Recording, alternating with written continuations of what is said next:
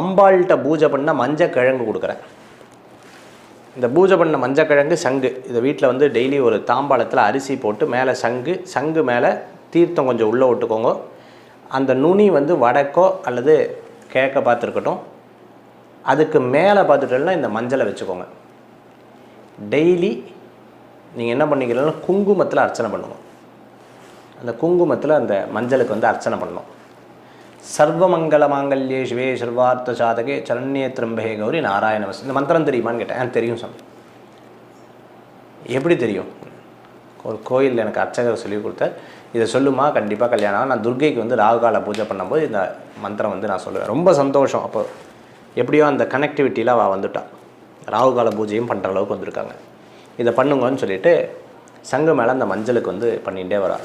சங்கு மேலே வந்து அதை வச்சு அழகாக பூஜை பண்ணுறான். ரெகுலராக அது பண்ணுறான்.